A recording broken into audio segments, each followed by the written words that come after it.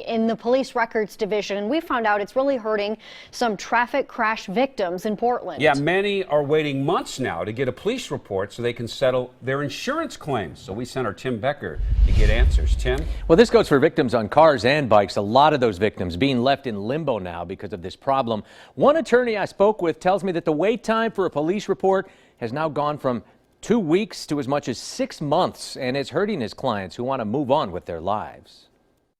When the police arrived and they found the bicycle under the front of the car, first it was a month and 2 months and 3 months, and now it's a 6-month delay to get a police report. Attorney Mark Ginsberg has multiple cases mired by a daunting backlog in the city's public records division. Well, I have clients who are frustrated. I have clients who aren't getting the medical care they need, who don't have the information about the person who hurt them. That's scary to them. That's frightening to them. When police take over an accident scene like this one, they also take control of personal information. Info that victim witnesses would otherwise normally share on swap lists like this one, provided by the Department of Transportation. But once in a police report, those things like insurance carriers, names, and phone numbers need to run through the police bureau's overloaded system. When we're not getting the information, when we're not completing that loop. Ginsberg says it used to take about 2 weeks to get police reports. Not anymore. If it was 10 days, it was 2 weeks, it was reasonable.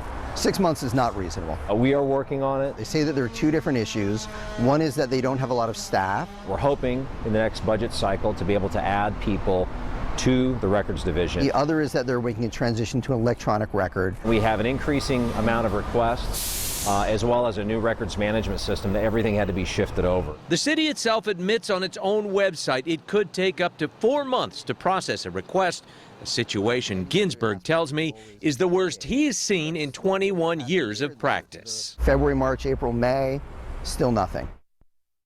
Okay, so the city, you probably heard, they're hoping to add staff in the next budget cycle to help, reports get out faster. But even then, Ginsberg says he thinks that won't be in place till at least 6 months from now. Wow, and I thought what was most impactful is like their medical, pathways. They can't do anything until they get some of that back. Exactly. So there's that insecure feeling that people want to do follow up away on with. this too and let us know if they in fact add staffing and if it gets better. Yeah, a good reason not to get an offender bender or any kind of accident. Right, exactly. Thanks, Tim.